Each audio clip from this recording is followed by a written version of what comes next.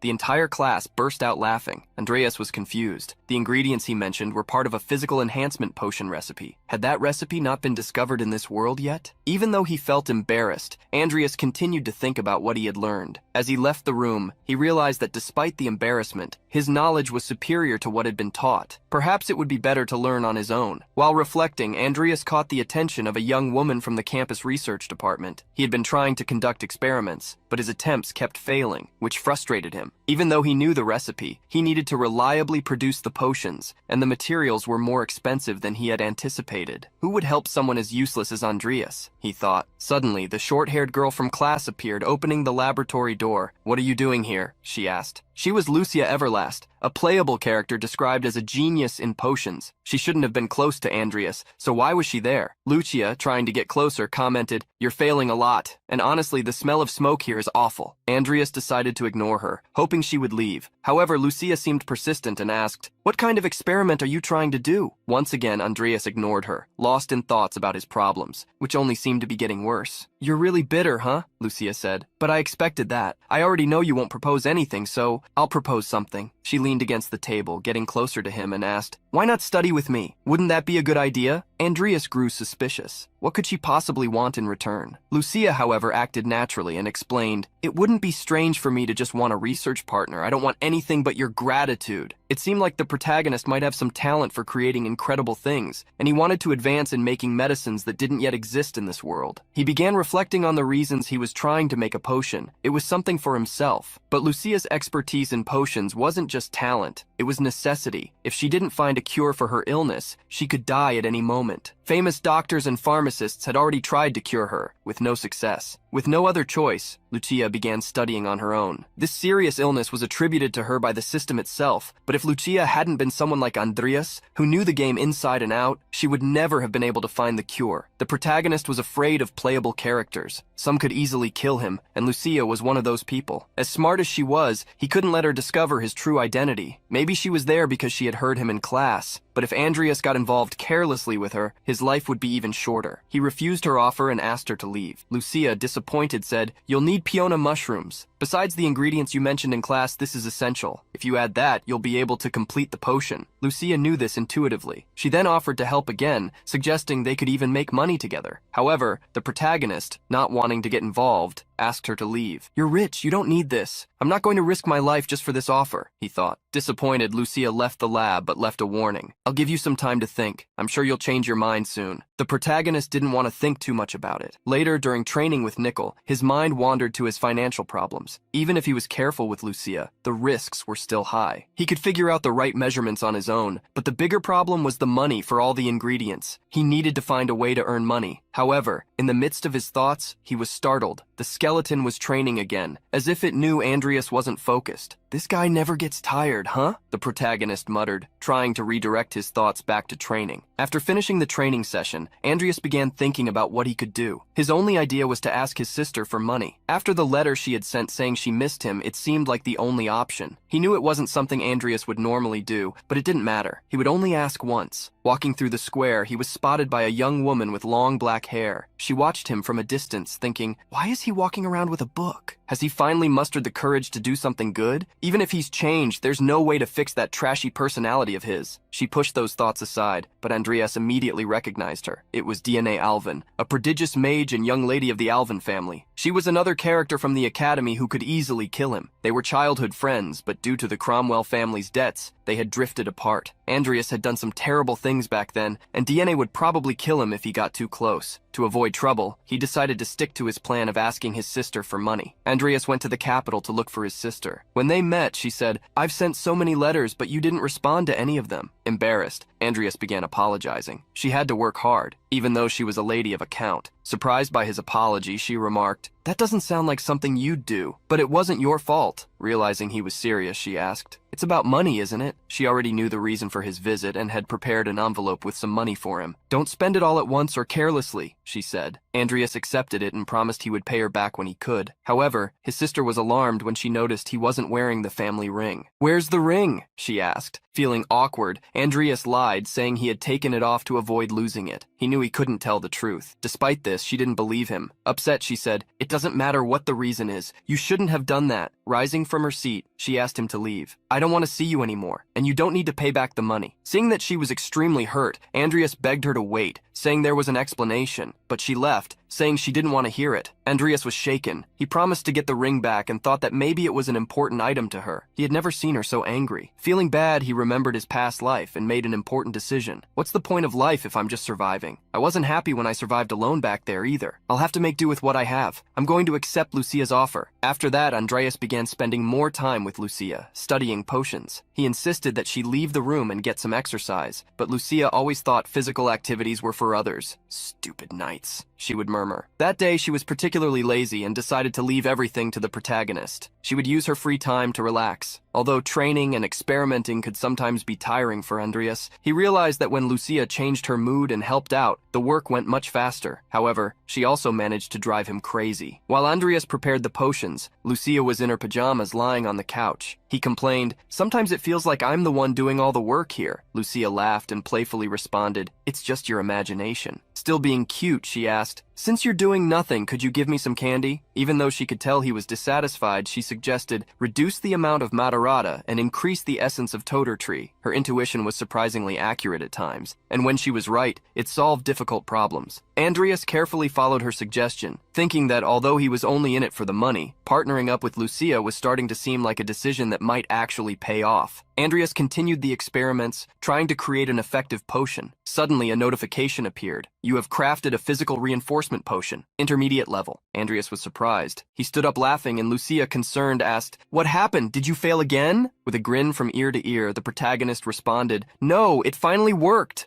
Another notification appeared, informing him that he had gained a new talent, Potion Maker. The talent had a 32% chance of evolving. While reflecting, he thought, "This is similar to what happened with the little vampire. So does that mean I can evolve my own traits too? But 32% is much lower than the chance I had with her." Lucia was excited to see the result. "Amazing! No side effects, it can even be used daily. But for now, we need to store it and send a request for examination to the potion committee." Andreas, with a mischievous smile, said, "Great, take care of that part for me since I did all the work myself." Lucia stood up happily, saying, "No problem. The exams are tomorrow, and handling this will be easy." That was when Andreas realized that Lucia had been deliberately relaxing, leaving him to do everything on his own. On the train, heading to the exams, the protagonist was filled with thoughts. He was as worried about the exam as he was about the evolution of the little vampire, which was almost complete. He would need to check it as soon as she woke up. He also thought about the intermediate exams. Lucia would probably pass the first part with ease, but the last part in the magic tower would be a challenge. While reflecting, he realized that his old friend Diana was also on the train with a classmate. The two were talking about the exams. Diana seemed calm. "I'm not worried about these things," she said, but her friend whispered, "It's not that simple. What if you end up in the same team as Andreas?" The idea made Diana uneasy. "That would be psychological torture. What bad luck." When the train arrived at the Or Clan training station, an instructor appeared and asked everyone to follow him. Once the students were gathered, he announced, "The third-year intermediate exams will be done in random groups. Each group will consist of 3 students from the Warrior Department, 1 from the Magic Department, and a supervisor. You will have until Monday to complete the task. Good luck to everyone." They started announcing the group names, and Andreas could only think, "Oh damn, I've got a bad feeling about this." And he was right. There were numerous villains in the academy besides him and Sharon, but 2 of them were in the same group as him. First, Hazar Gapri, a player who fought against a fanatical cult. The second was Vivian Belkin, a ruthless assassin from the academy. What bad luck. Why did I have to be in the same group as them? Thought Andreas, desperate. While Andreas was looking at the list, someone called out to him. A young man with blue hair approached and introduced himself. Christopher. He seemed hostile, and without ceremony said, "You're a disgusting person. Don't get in my way. Why are you training as a warrior if you're a mage?" Wow, why so much aggression, Andreas thought. Then the other group members arrived, and Gapri also introduced himself, all friendly and a little awkward. He commented, "Being a hostile warrior can be a big problem." The comment created discomfort, as Christopher, still angry, didn't understand who was being hostile. The atmosphere heated up and led to a pointless argument, apparently just because the protagonist was training his physical skills. But it's okay, right? Everyone needs some physical activity, Andreas thought as he tried to ignore the conflict. In the middle of the argument, another group member appeared, chewing something. But the bigger problem wasn't just having these people as teammates. The group's supervisor was also a controversial figure, Yank, known for his difficult personality. This is the worst possible group, thought the protagonist. When all the group members were gathered, the instructor informed them, "Now that the group is complete, you may go and collect your mission. Please try to come back alive." Come back alive? With this group? It sounds like they're trying to make a joke, Andreas murmured, already resigned. Inside the train, the instructor formally introduced herself. "My name is Ivy Clare, and I will be the supervisor for Group 9. Ivy, who would eventually become one of the great masters of Aura, was an imposing figure. She showed a document and explained, "This is the group's mission. Investigate a village in Baron Balaric's territory. There's a rumor that the lord of the village was murdered. An investigator was sent 2 weeks ago, but he also disappeared. Therefore, we request that this investigation be conducted by the Mercenary Guild." After presenting the details, she asked if anyone had any questions. Despite her incredible abilities, Ivy was known for her difficult personality and was especially aggressive that day. It seemed she had heard rumors about the protagonist, or, as she called him, Seaweed Head. "I heard you've been trying to act like a knight lately. A mage training physically? It's almost a joke." Andreas, not backing down, responded, "I don't want to hear lectures from someone who has to chew dried meat to try to stay calm." The provocation irritated Ivy, who retorted sarcastically, "If it's about chewing something, I can accept you as a volunteer." The tension increased, until Gapri, the fanatic, intervened to try to calm things down. Upon arriving at a huge castle, too large for an ordinary baron, the group was greeted by servants who asked about their journey. Soon the baron appeared and expressed his regret about the incident, before asking them to explain what had happened in more detail. The baron began by saying that the lord was his nephew, a lord with no family. He had disappeared mysteriously, and since then, the village had been in chaos. Ivy thanked him for the information, but the conversation was interrupted by a servant who approached the baron and whispered something. The baron apologized and stood up. "I'm sorry, but I need to leave. I wish you all good luck." The butler, visibly nervous, apologized for the baron's hurry and explained, "The young master isn't feeling well." Ivy observed everything in silence, but Andreas noticed a silent exchange of glances that caught his attention. When they left the place, Ivy commented, "Something here doesn't smell right. This baron is too calm for someone with a missing nephew." She then turned to the protagonist. "Seaweed Head,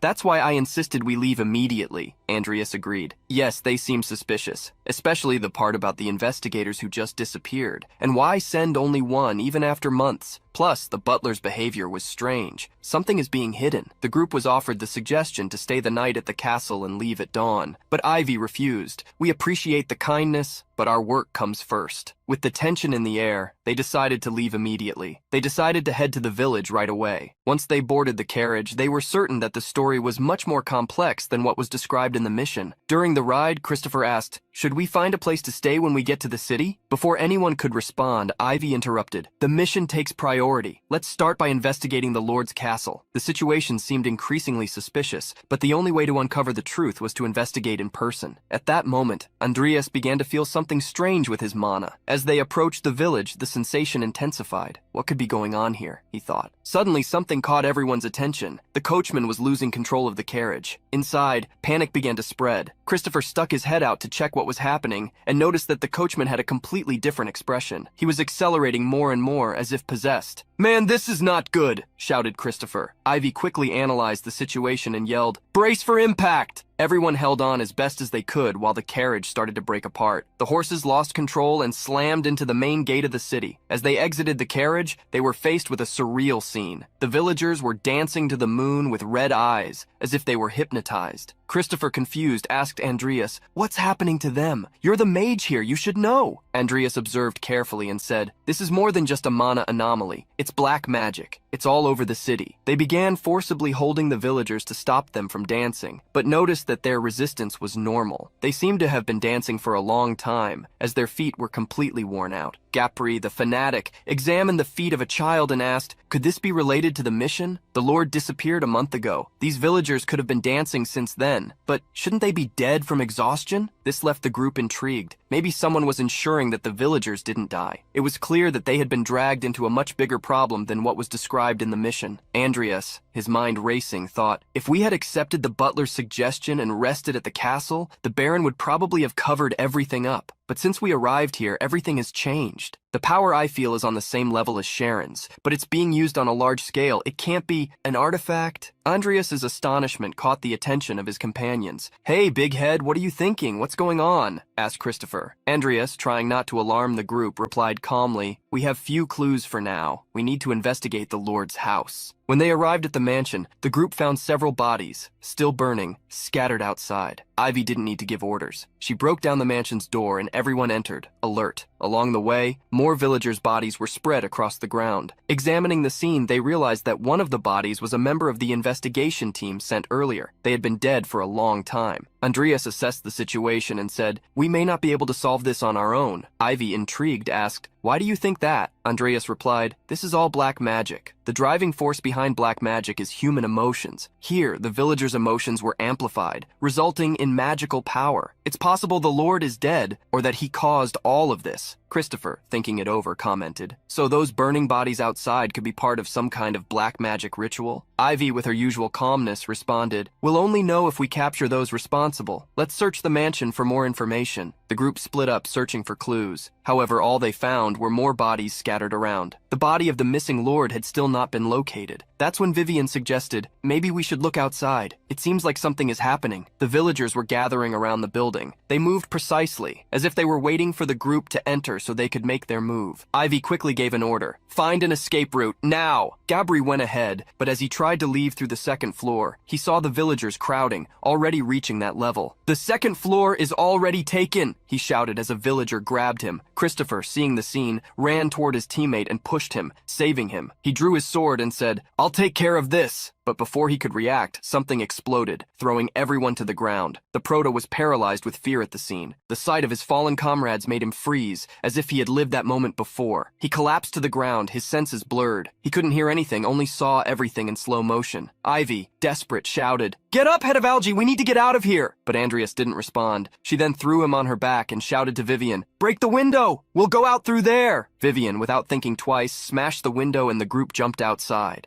As they ran, Andreas began to regain consciousness. However, a flashback from his past life surfaced at that exact moment. He looked at the villagers chasing them and on impulse cast a spell to try to stop them. Ivy scolded him. Don't waste your mana. We need the dark mage. Focus. She pressed him further. If you're going to find him, it has to be now. He's using mana openly, so he should be easy to locate. Andreas took a deep breath and cast a mana detection spell. He felt a surge sweep through every corner of the village, scanning with precision, until he murmured, I found you.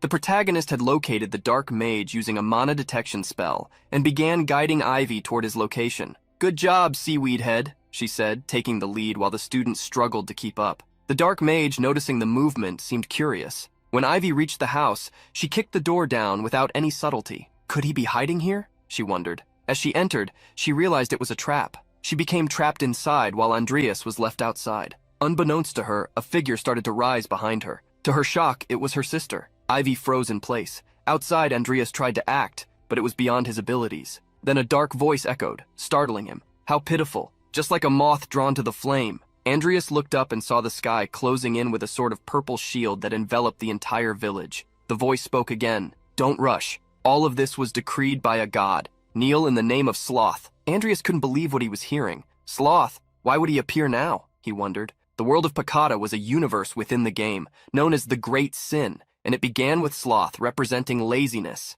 The 7 deadly sins had been separated from the main body, the Apocalyptic Codex, and by gathering them all, one could summon the final boss. These items were pivotal to the story, but were only meant to appear later in the main plot. Realizing what was happening, Andreas knew he couldn't handle it alone. He needed to regroup with the others. He ran off to find his team. Meanwhile, Vivian, clearly unhinged, was attacking the bewitched villagers with an astonishing bloodlust, killing everyone in her path. As Andreas arrived, he asked Hazar, what happened to Vivian? Hazar replied, I don't know. It's the first time I've seen her like this. But Andreas wasn't sure he could trust Hazar, as he had left Chris injured and slumped in a corner, alone to fend for himself. Andreas said, "This whole situation is a complete disaster, and Ivy is trapped inside the house, surrounded by a magical barrier." Hazar asked what they should do, but at that moment, the dark voice echoed again. "How pitiful. Don't you realize you're killing innocent villagers?" Hazar panicked, asked whose voice it was. Andreas suspected it was the dark mage and said they needed to be near Ivy. Hazar took off running, saying she might be in danger. However, it was clear he was fleeing,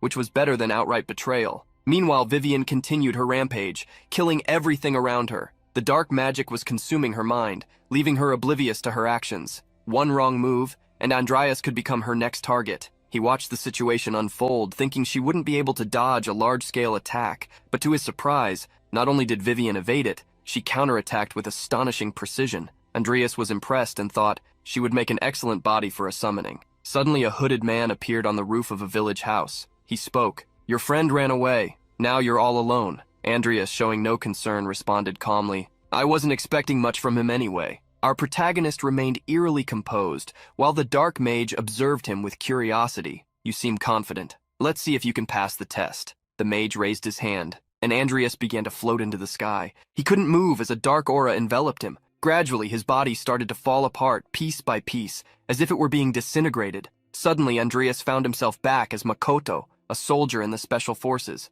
Was it all just a delusion? He was on his final mission in the real world, his daily nightmare. Trying to gather his thoughts, he grabbed his weapon and ran toward an explosion. There, he found a wounded comrade, missing an arm, calling out to him and urging him to run. Andreas recognized his friend Sho and tried to help him but witnessed his death right before his eyes. Desperate, Andreas saw the scene distort again. Sho's hair was identical to his own, and without understanding, he screamed, "My father!" Face, so similar in both moments, raised a hand and said, "Take this, Andreas. As long as you have this ring, you will be recognized as the true lord of the Crowell House. Be happy with your sister." With tears in his eyes, our protagonist responded, "Don't worry, father." At that moment, Andreas realized, this isn't real. Wake up! With overwhelming strength, he broke through the dark fog that was imprisoning him. The dark mage, jaw dropped, couldn't believe it. How was he doing this? Waking from that nightmare, Andreas used all his strength to shatter the barrier that held him. The illusion cube crumbled and he broke free from the curse of sloth. Frustrated at having to relive those moments again, he opened his notification screen. Andreas Crowell. Synchronization rate achieved. Combat talent acquired. Still looking at the screen, Andreas commented with conviction. The curse of sloth is nothing more than a game designed to make you relive your traumas. It was easy to figure out that none of it was real. I guess the caster lacked skill, don't you think? Wow. Andreas relived 2 traumas at once and came back angrier than ever. The dark mage, offended by his words, launched a black blade at Andreas. But it was in vain. Andreas dodged with ease and with a sly grin retorted, "That's not going to work on me. I was part of the special forces. I've got combat experience." Furious, the mage roared, "Shut up!" and charged at Andreas with everything he had. Dodging the attacks, Andreas realized the mage might not be as strong as he seemed. Confident in this, he decided he could defeat him using necromancy. Scanning the area to ensure no one was around, Andreas, seeing it was safe, stopped running and faced his enemy head-on. The mage, confused, began to wonder, what the hell is this brat doing? Andreas activated his power, revealing himself to be a necromancer. The dark mage hesitated as he saw the villagers' bodies rising and transforming into skeletons. Surprised, the mage asked, "Does the congregation know you wield this power?" Few possess such a skill. It became clear there was some group devoted to dark magic, and Andreas, noticing this, took advantage of the information. With confidence, he replied, "I'm on a mission to reclaim the power of sloth in the name of the congregation." The mage, wary and unyielding, didn't give in easily. He activated an ability that unleashed a devastating attack on Andreas's skeletons. As the skeletons charged at him, the mage roared disdainfully, "This magic doesn't even come close to the power of sloth!" With a powerful blow, he sent the skeletons flying, forcing Andreas to conjure a shield to protect himself. Not giving the protagonist a moment to react, the mage summoned a black spear, sneering, "These skeletons are nothing but snacks for me." As the spear hurled toward Andreas, he summoned Nickel. The skeletal soldier appeared and without hesitation shattered the spear into countless pieces. Stunned, the mage demanded, "How can a mere skeleton break my spear?" Furious, he drew a glowing deck of cards, leaving Andreas surprised. "That's the Codex of Prophecy deck," the protagonist thought. Activating the power of the deck, the mage summoned numerous hands from the ground, clearly relying on the power of the collected cards. He shouted, "You'll pay with your life for interfering with my plans." While Nickel fought against the summoned hands, dodging and counterattacking as best he could, Andreas noticed the attacks becoming faster. He deduced that the mage was losing control of the power, indicating he didn't fully command the codex. Andreas thought, I just need to find a blind spot. Calling Nickel, he quickly explained his plan. Moments later, a massive explosion destroyed the ground. The dark mage remained unscathed, and with wide eyes and dark claws, he glared at Andreas with hatred, though his voice trembled. You're still alive? This brat! He's so damn persistent. Andreas stood among the rubble, cursing the dark mage. You bastard! I just captured him and you destroyed him. He was referring to Nickel, who had vanished amid the debris.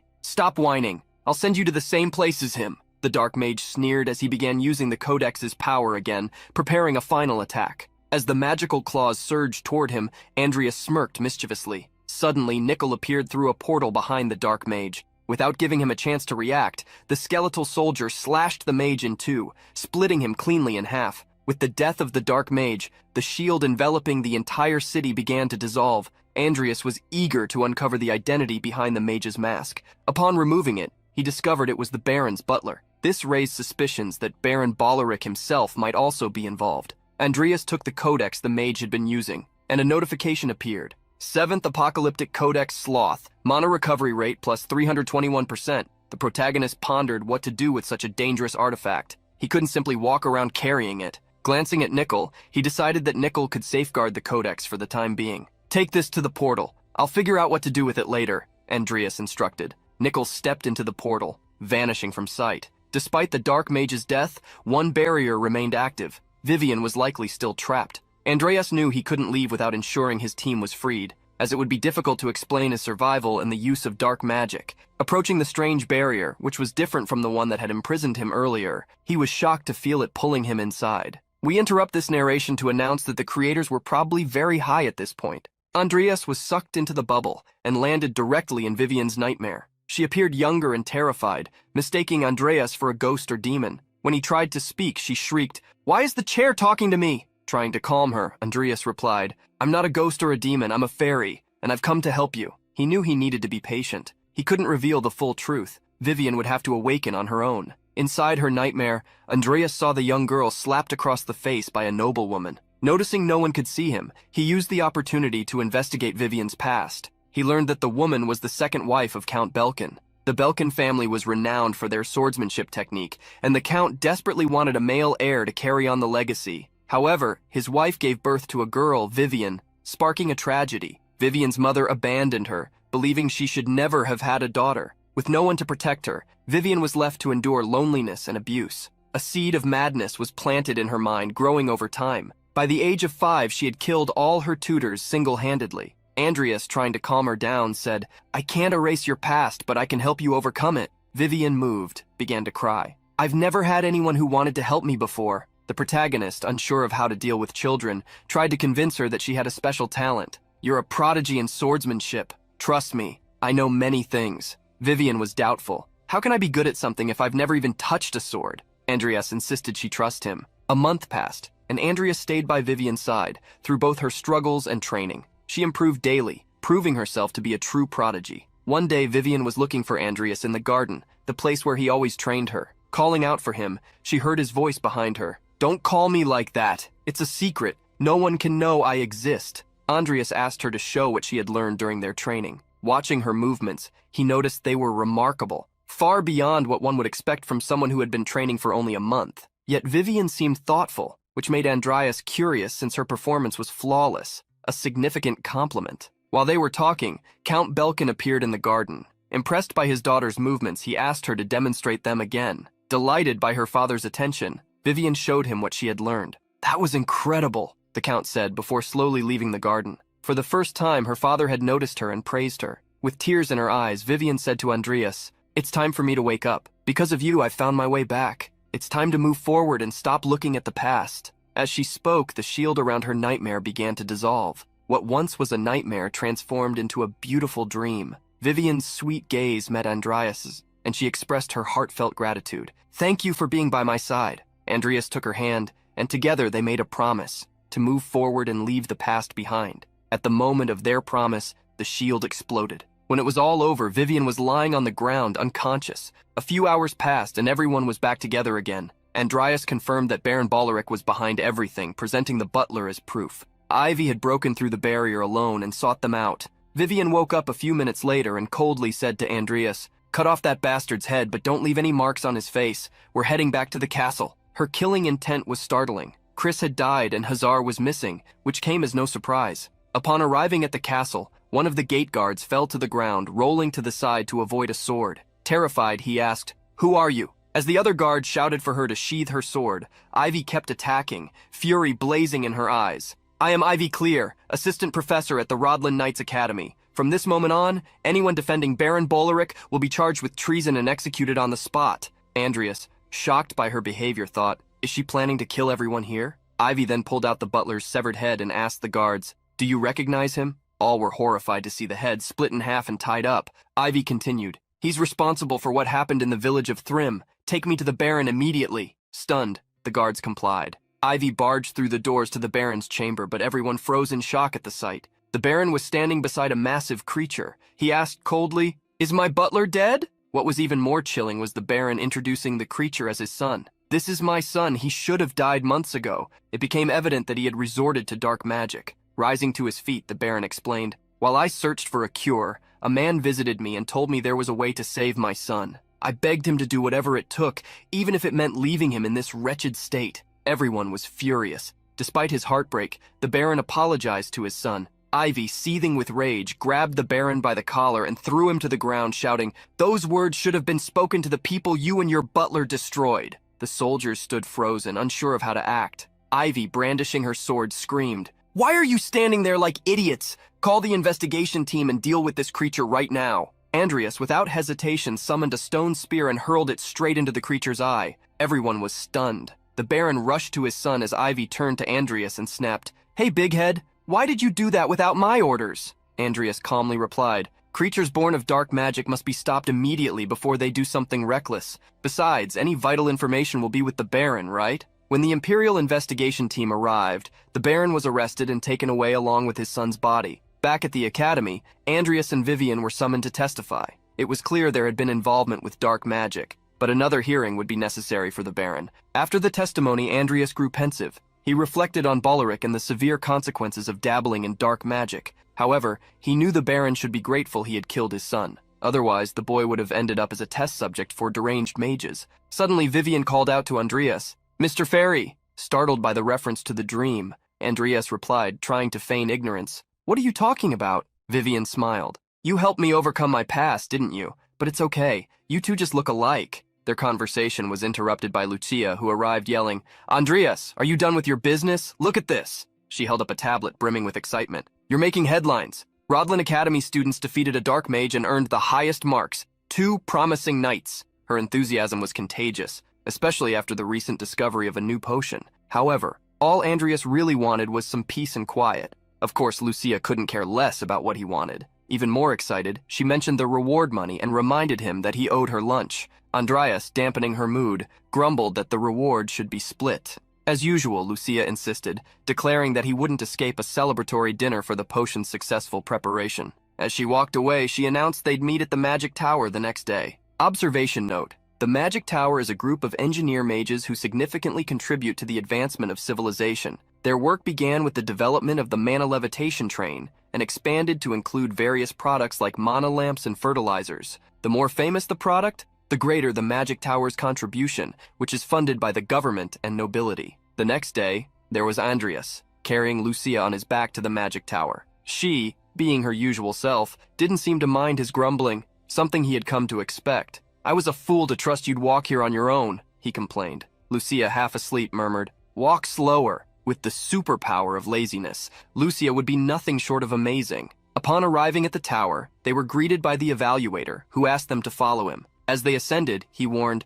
"Be careful on the stairs. They're always changing." Andreas turned to Lucia, exasperated, and pleaded, "Please wake up and walk properly so you don't cause any trouble." Lucia seized the opportunity to ask about Vivian, curious to know more about their relationship. Andreas, oblivious to any hidden meaning behind her question, responded absent-mindedly that it was nothing special. Clearly frustrated, Lucia muttered, "I just wanted to go out for dinner." He couldn't understand why she insisted so much, especially since, being wealthy, she could afford anything she wanted. Before they could argue further, a voice interrupted. "You really don't seem nervous at all." They nearly jumped out of their skin. Before they could react, someone caught them from behind like an eagle snatching its prey. It was Bart Alvin, the director of the Magic Tower, with a majestic eagle perched on his shoulder. The director stared at Andreas and with disdain remarked, "You never change that expression, do you?" Bart Alvin, head of the Alvin family and director of Rodland's Magic Tower, was an imposing figure. His presence there seemed almost excessive, considering the prestige of the tower. Though the tone was familiar,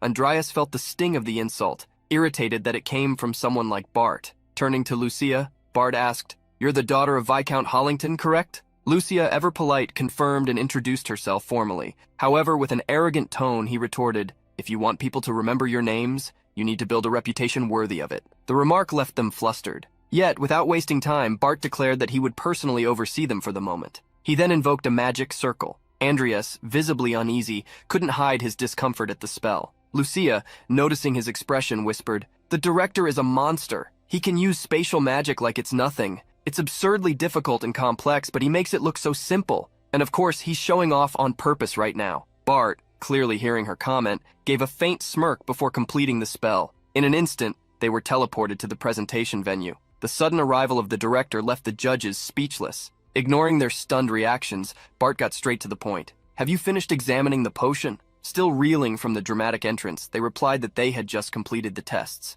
Wasting no time, Bart Alvin took the potion and noted that the only thing left was to clarify a few details about the production method. To everyone's shock, he drank the potion directly, and while tasting it, listed the ingredients. Moi leaves, toter tree essence, fruits, and peona mushrooms. "Am I missing anything?" Lucia humbly added. "There's also hong peachy extract and matarata root bark." Finding it intriguing, Bart commented, "I'd heard rumors about your skills as a potion master, but creating something new at such a young age is impressive." Then turned to the examiners and confirmed there were no issues with the potion. However, he suddenly asked, "But what's the Cromwell boy doing here?" The jab irritated Andreas, who knew he couldn't simply walk away. Bart continued, his tone dripping with sarcasm. "According to the report, it was a joint creation. I bet you just got swept up in her excitement." Andreas couldn't even defend himself, but Lucia, sensing the situation, interjected, "Actually, most of the work was done by him. I wouldn't have gotten even halfway without his help." Director Alvin, clearly dissatisfied, snapped his fingers, teleporting them both to a potion laboratory. He pointed at Andreas and ordered, "If that's the case, prove it. Prepare the potion in front of me. The ingredients are in the storage." Nervous, Andreas felt the pressure of the people around him, who watched the scene with interest and tension. He knew that if he made a mistake in the measurements or let something slip, everything would be lost. Still, he took a deep breath and began preparing the mixture. 5 minutes later, Bart Alvin held the freshly prepared potion in his hands. He drank it once more, analyzing the taste and effects, and admitted, "You replicated the formula correctly, but it's not that simple." The director began bombarding Andreas with technical questions about the use of each ingredient. The audience, watching the scene, noticed the attempt to intimidate him. However, Andreas, calm and confident, answered all the questions, explaining that the chosen ingredients eliminated side effects and enhanced the product's effectiveness. His detailed explanation impressed everyone, including Lucia. However, Bart, dissatisfied, abruptly interrupted Andreas. "You don't need to continue." Andreas realized the director's intention to humiliate him in front of everyone. Instead of backing down, he ignored the command and continued his explanation. "Excuse me, but I'm not finished yet." Bart Alvin, surprised by the audacity, removed the blindfold from his eyes and fixed his gaze on Andreas. His eyes narrowed as if trying to see beyond the facade. He finally declared, "It's been a long time since we last met, but the brat I knew would never do something like this. Who are you really?" Andreas felt a knot in his stomach. Had he been discovered? Swallowing hard, he responded firmly, "Director Alvin, are you joking with me? I'm Andreas Cromwell, the same Andreas you treated like garbage just to satisfy your ego." The direct response left Bart taken aback, but he quickly regained his composure. With a smile that mixed curiosity and challenge, he said, "It seems you've become an interesting young man." Maintaining his posture, he made a proposal. "If you make another discovery and present it here, I'll clear all the debts of the Cromwell family. Additionally, I'll grant you one wish. However, if you fail, you'll have to leave the Rodland Academy forever." The impact of the proposal left Andreas speechless. It was a unique opportunity to save his family, but the risk was enormous. After all, failing would mean losing everything. Face to face with the director, Andreas said, "The conditions are quite difficult, but as the heir of the Cromwell family, I cannot refuse such an offer." The protagonist was not joking, and the director was surprised by his determination. You really remind me a lot of your father, Bart Alvin commented, seeming lost in thought. He recalled moments he had shared with Andreas's father, perhaps as good friends, but what had happened between them? He then concluded, I'm looking forward to seeing what you'll do. Meanwhile, the vampire's evolution time had come to an end. She began to rise from the ground, still feeling her aura quickly enveloping her entire body. She looked around, sensing the sudden power and somewhat confused by what was happening. Then, with a swift movement of her hands, an explosion occurred, creating a huge hole in her prison. Vague images and words echoed in her mind. I want you to swear in the name of your family that you won't kill me. These memories vanished as quickly as they had appeared, and a malicious smile spread across her face as she thought about the name Andreas. After that awkward encounter with the all-powerful director, the protagonist was back on the train, satisfied that he had recovered part of the costs for the materials used in the potion. With that, he had managed to save a little and felt more relieved. As long as he continued making these potions, he could focus peacefully on his training. But there was one problem that kept bothering him, the Codex of Laziness. The more he thought about it, the more he realized he still hadn't figured out how to benefit from it. Maybe it would be better to trade it for something he actually needed at the moment.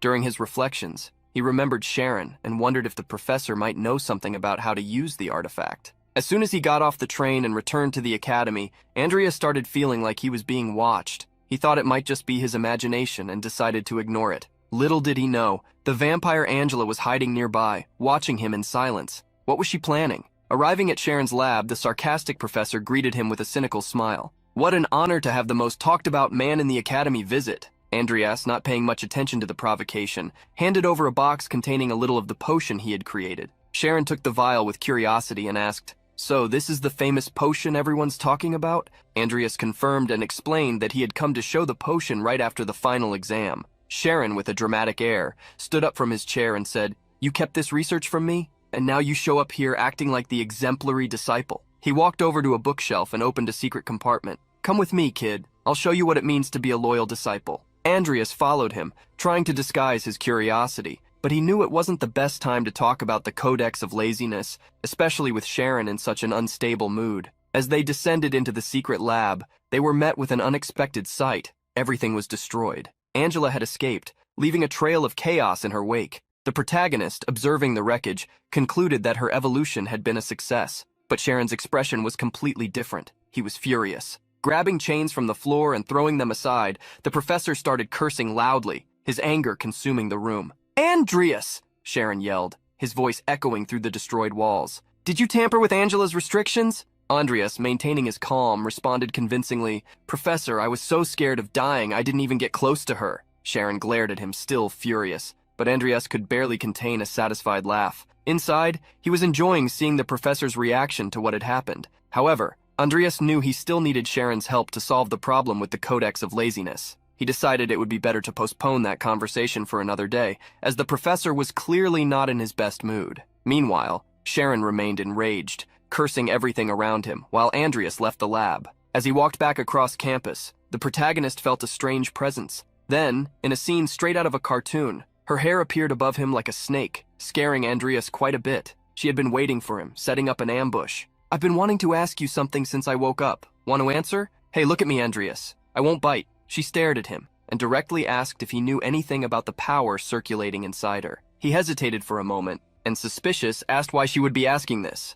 Remember, I kept my word and freed you. You should know the price of breaking an oath made in the name of your family. She knew very well, but couldn't help questioning him. Angela explained that she hadn't been able to free herself from the restraints by her own means, no matter how hard she tried. So she had to follow another path. Getting even closer, she asked, Do you know what method I had to use? As she moved closer, Angela caught a very strong scent. Intrigued, she thought, why is this guy exuding this smell? It's like the great sin of... Before she could finish concluding her thoughts, her eyes suddenly gleamed as if she had finally understood something. This is really interesting. The protagonist, confused, asked, What are you talking about? Suddenly, Angela gently held Andreas's face, drawing even closer. However, unexpectedly, she grabbed his neck and slammed him against a tree. There are many things I want to ask you, but since this place is too visible, I'll let it slide for now. With extraordinary strength, she continued holding Andreas and said, We'll meet again soon. For now, I'll make good use of this power. Since you helped me, I couldn't let you go without thanking you. Her voice took on a seductive and threatening tone at the same time. Don't worry, I won't make you suffer. After all, you're destined to be my partner. Her tongue slid across her lips, salivating just thinking about it. Somewhere in the academy dormitory, Diane and her friend were having tea and enjoying a quiet moment. Diane was showing a book full of illustrations that narrated a kind of night story. Her friend, bored, asked Diane to stop talking for a moment. "Enough with this book. I want to gossip," said the friend, excited. Diane sighed and carefully closed the book. "Gossip? What is it this time?" Then the girl continued. "Lucia Verlas passed the potion exam at the Magic Tower." Diane's eyes widened in surprise. "That's amazing considering her age. I don't know whether to be happy for her or jealous." While reflecting on Lucia's talent, Diane remembered the rumors about the girl being lazy. However, it seemed that these rumors didn't do justice to the reality. Diane smiled, a bit bitterly, and murmured, "Amazing. I wish I had done something like that in my first year." However, her friend was more excited about another part of the story. She picked up a magical device similar to a tablet and showed an image. But do you know what's even more surprising? Her partner? Diane furrowed her brow, curious. "Andreas Cromwell, can you believe it? How did someone so talentless manage to help create this potion?" She stared at the photo. Something clicked in her memory. After the fall of the Cromwell family, Andreas seemed like human trash. "Could he really have changed?" said the intrigued friend. Diane abruptly stood up, leaving her friend talking to herself. Determined, she thought, "I'm going to find out for myself." Observation note: Tempest, a spiritual monster with high intelligence, can control lightning and wind. Even in the game, having one as a pet was an incredibly difficult task. Everyone was in class again, and Andreas was covered in several layers of clothing. Lucia asked why Andreas was wearing so many clothes that day. He replied that he wasn't feeling very well, and that he was just there to attend classes in order to graduate. However, the truth was that something had happened the night before, and he couldn't let anyone see the huge scar on his neck. What was she talking about earlier? Andreas thought about Angela's words. She said something about my scent, and me being her partner. Then she just bit my neck and disappeared. The professor entered the classroom, about to begin, when he noticed the young man completely covered in clothes. He remembered that this was the same Andreas who had been in the news. Directing his gaze at him, he asked, "Why are you wearing so many clothes? Are you sick?"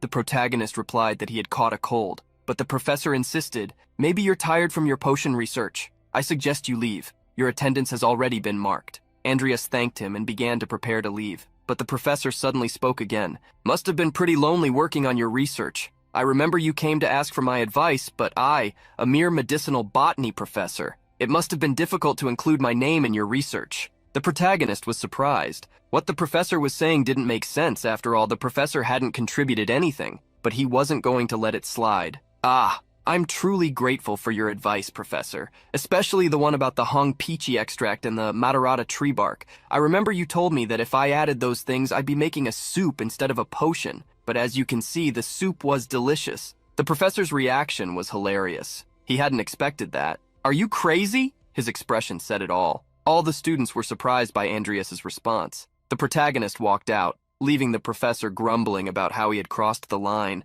but Andreas chose to ignore it, as there was nothing else to be said. However, as he reached the door, the professor shouted his name. The protagonist stopped, wondering what it could be this time. "When I was younger, everyone ridiculed me, and now they want to be friendly? Fine, just shut up. If you want, I can go to another class if it's just for the credits." The professor was already quite irritated for being ignored for so long. However, Lucia broke the ice, calling out to him, "Professor, may I ask something? How can someone co-create a potion?" Everyone in the room was paying close attention to what Lucia would say. She continued, "We learned the basics about potions in this class, and then we put those basics into practice. But our conclusion is that doing your own research without anyone's help means a lot. I mean, isn't that our duty as mages?" The professor was enchanted, clearly captivated by Lucia's charm. The protagonist realized that he was foolish enough to fall for her smooth talk. Lucia finished, still polite. "But don't worry, we'll ask for your advice next time. Of course, if you're not too busy with your own research." It was a polite slap in the face to the professor, telling him to focus on his own work and stop meddling in the students' research.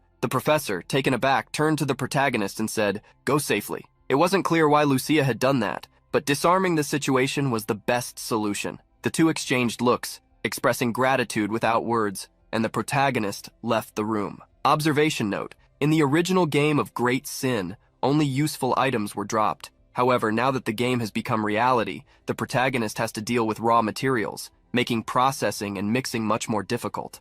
Somewhere in the city, there was a strong man with reddish hair. He was Officer Wu Angguo, Aura Master, and Duke Sinclair Cloche. While reviewing a report on potential candidates, he remarked, So, the daughter of the Everlast company has created a new type of potion and is putting it on the market. His secretary appeared, confirming the information and explaining that the potion had been named Everlast. The officer then requested a sample. Holding the small vial, he commented, "If someone like her has already created something like this as a first-year student, surely many people will want to recruit her when she graduates." As he drank the potion, the secretary asked if she should contact the girl immediately. He confirmed, "Yes, reach out. Also, check if there are other parties interested in her." After consuming the potion, he felt stronger and remarked, "Truly impressive. It's several times more efficient than what's currently available on the market, and the best part, no side effects. This potion could revolutionize the market." His secretary then added that the potion had been co-created. Upon hearing this, he immediately recognized the name of the other creator, the son of Cain Cronwell. Intrigued, he asked, "Did he always have a talent for potions?" The secretary couldn't answer, but mentioned a rumor suggesting the boy might have taken advantage of the student. However, since neither family had any special relationship, there was no apparent basis for such speculation. The officer then requested an investigation. If he truly awakened such a talent, he should be added to the recruitment list. Elsewhere in the city, a mysterious figure held a glass of wine. He asked his servant, "How is the year-end award ceremony proceeding?" The servant confirmed that everything was going as planned and that the Cronwell family would be demoted. The name Cronwell had been on many people's lips lately. While savoring his wine, the figure commented, "Andreas Cronwell, I look forward to seeing if you're different from your father." Meanwhile, our protagonist was training tirelessly, performing 1,000 repetitions until collapsing to the ground. He picked up a vial of a potion he had created and murmured, "Without this, it would be nearly impossible to complete these training sessions." The regeneration potion increased muscle recovery rates, while the healing potion took care of wounds. By adding the physical enhancement potion, he had essentially created an infinite training system. He remembered that when creating this potion, he had the option to evolve it. It was a gamble, he thought. At first he was tense, but the evolution turned out to be the right choice. The results were so incredible that he even felt foolish for having worried. Since then, he had been able to create potions much more efficiently. The success rate and production speed had increased significantly. With conviction, he thought, "If I keep this up and give it my all, I'll grow tremendously." Still sitting on the floor, he reflected that with a strong body and a few items, he wouldn't need to worry about his combat strength. He remembered that Sharon was away on a business trip and because of that, couldn't buy the deck of sloth from him. Sharon seemed so upset that she didn't even notify the protagonist about her departure, which left him deep in thought. "What can I do? I don't have any connections besides Sharon, and I still have botany class in the morning. I'd better sleep," he murmured. The next day in the classroom, there was only a note that read, "Due to the reasons previously mentioned, today's class will be held outdoors, as communicated via your tablets." Seriously? Thought the protagonist. He hadn't expected this. He began mentally cursing the professor, wondering if he knew the protagonist didn't own a tablet and was using this against him. Wasting no time, he ran out of the classroom, worried about what the professor might be doing with the other students. When he arrived at the academy's garden, he was met with some sort of improvised lab. Everyone was frantic and desperate, as if it were some kind of test or exam. Then the professor's voice rang out, "You're late. Seems like you were so busy with your research that you missed the notice." "Wow, dude," the protagonist thought, trying to hold back. How much more immature can this professor get? As always, Lucia arrived right on time. She pulled him by his clothes, saying, "I'll explain it to you anyway." She showed him on her tablet what needed to be done and commented, "Now that you have money, you should buy a tablet." The professor had created an awakening potion and had the brilliant idea of turning it into an exam to analyze it. The protagonist began preparing his potions, but was interrupted by the professor. "For someone of your caliber, figuring out the ingredients and proportions of this potion should be a piece of cake, right?" In the protagonist's mind, a million insults and expletives came to mind, but he held them back. The professor continued with a sarcastic expression, "Today, I'm finally going to expose who you really are." Inside, the protagonist felt like he was about to explode, but he kept his composure. The professor, on the other hand, thought the protagonist had taken advantage of Miss Everlast, a rising star in the world of potions, and was nothing more than a mediocre student. It was clear the professor harbored some inexplicable grudge. After 4 hours, Professor Valba analyzed the results of the awakening potion composition. Lucia and Andreas achieved 100% accuracy in their analysis in under 2 hours, becoming the top performers in the class. This was anything but pleasant for the professor. Moreover, there was no evidence of cheating during the exam, proving that Andreas genuinely had a talent for potions. Some students were surprised.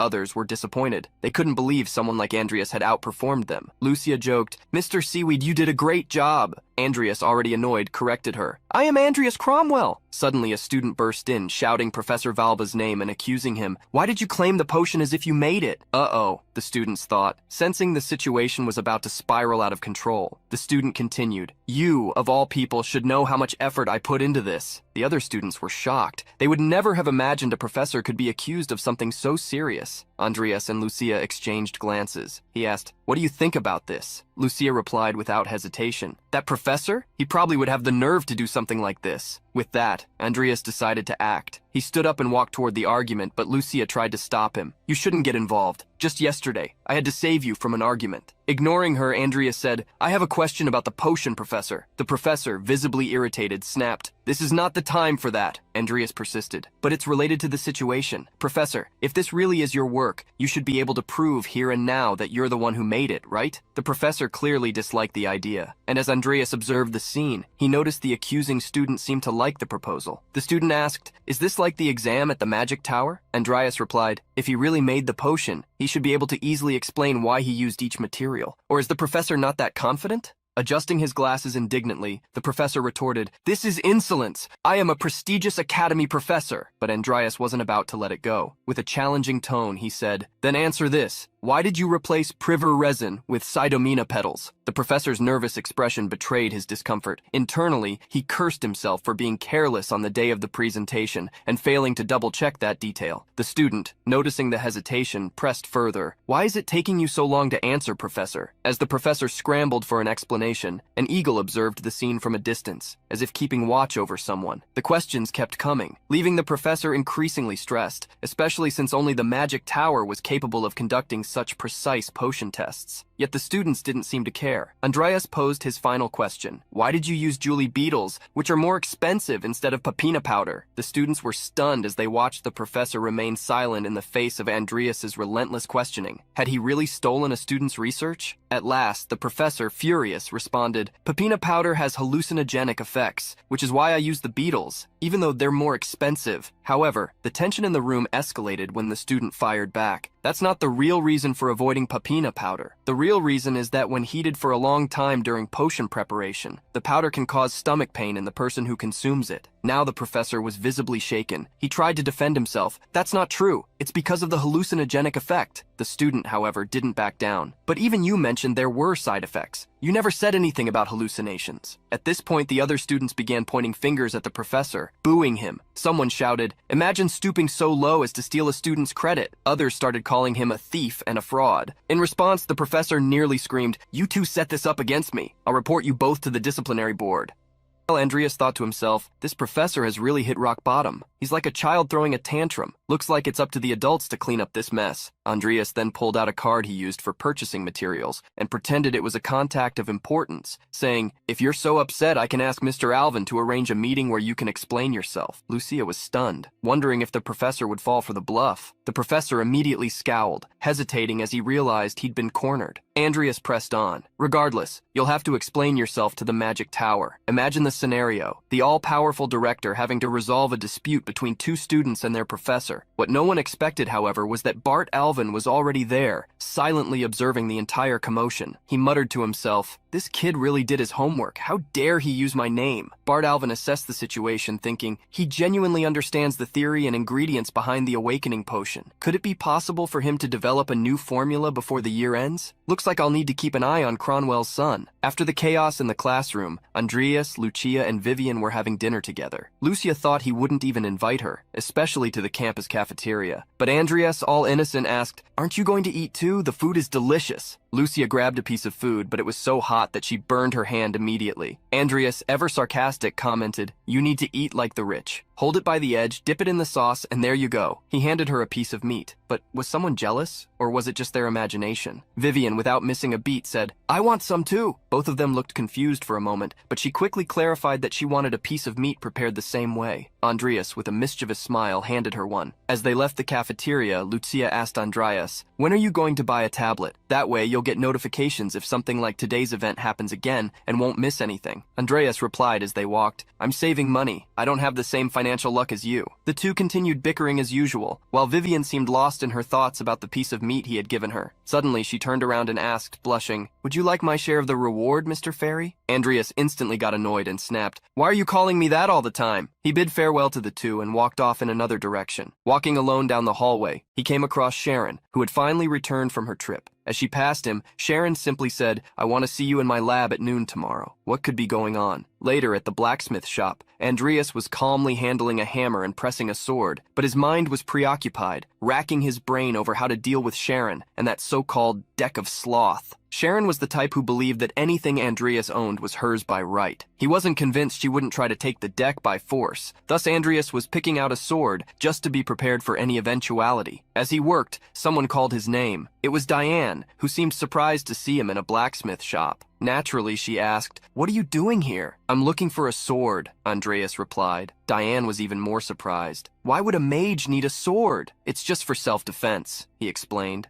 As they talked, Andreas noticed the box Diane was carrying. She showed it to him and explained, "It's a gift for my brother." The brother she mentioned was Carlos Alvin, the eldest son of the Alvin family, who had left to train and become a warrior. Back then, they all got along well. However, Andreas recalled that Carlos had already passed away when the events of the game began, so the game essentially ignored him. He remembered that Carlos had lost his life during the Academy's year-end event, shortly after Hazar escaped from Duke Baloric's territory and joined the Zafaro cult, the same cult responsible for a terrorist attack. Andreas asked, "Will Carlos be attending the year-end event?" Diane confirmed. "Yes," he suggested. "It would be nice for the three of us to meet again." Diane looked visibly flustered by the invitation, starting to think that Andreas might have changed somehow. Everyone was talking about his good grades and his constant training, which made her visibly happy. Andreas asked her, "Do you have any questions?" She stayed silent, unsure of what to say. Then he bid her goodbye. As he walked past her, Diane finally worked up the courage to ask something, but when she turned around, he was already gone. Andreas must be up to something. As he walked, Andreas began reflecting on Carlos. He knew Carlos might die during the year-end event, but there was still time before the terrorist incident occurred. Could he find a way to save him, even knowing that he himself would become a villain in the future? In Sharon's office, the two sat talking calmly. The old man remarked, "I've been searching across the continent for a material of the same quality as Angela's, but I haven't found anything yet. I need this material for the congregation this weekend." Andreas, resolute, decided to address a delicate matter, the Codex of Sloth. He thought about Sharon. What if his greed blinded him and he tried to claim the Codex for himself? So he spoke. "We need to talk about something. I've obtained the Codex of Sloth." Sharon, incredulous, replied, "I don't believe that. That's not something you just have lying around." Ignoring Sharon's skepticism, Andreas opened the portal to his inventory and said, "This isn't something I can give you right now." He revealed the Codex. Sharon, surprised, urged him to put it away. "This item is highly sought after. Keeping it with me would only cause trouble. Take it to the congregation and trade it for another item, something that will help you grow." Andreas gave a sly smile, having anticipated this response. He knew Sharon valued his own safety above all else. Sharon stood and said, "Prepare yourself. We're heading to the congregation this weekend. Clear your schedule and be ready." By the weekend, they were in a carriage heading to the city's far eastern zone, a confinement area. Andreas was strategizing how to navigate the congregation without incident. He knew dangerous individuals would be present, and words alone wouldn't suffice. Sharon remarked, "If we can trade the deck of sloth for useful items, it'll be a great opportunity. Anything that helps you grow is worth it." Andreas remained silent. It was clear Sharon already considered the Codex as his own. Still in a tight spot, Andreas could use it as leverage if necessary. Suddenly, the carriage stopped abruptly. Someone was calming the horses. Using his skeletal eyes, Sharon observed the situation. Shortly after, an individual appeared at the window requesting a ride to the congregation since he was heading there too. The man climbed in, making himself comfortable, and remarked, "This ride isn't much, huh?" He introduced himself. "My name is Salem Adidia." Salem was one of the top 10 figures on the continent, known for delving into the forbidden in search of exploration. This earned him the moniker, the Devil in Pursuit of Truth. Andreas thought to himself, if word about the Codex leaks, this situation might not end well. Noticing the tense atmosphere, Salem asked with a sarcastic grin, "Why the long faces? Is it because I hitched a ride with you?" Andreas quickly replied, "No." Salem chuckled and said, "Don't worry, I've been to the congregation plenty of times." Then, leaning toward Andreas, he asked, "What's your name?" Sensing Andreas's hesitation, Sharon said, "Introduce yourself." After all, the man is older. When Andreas revealed his name, Salem's expression shifted to one of astonishment. He commented, "So Sharon's got his hands on another Cromwell? What could he mean by that?" The way he said it hinted at some secret involving the Cromwell family. Andreas shot a serious glance at Sharon,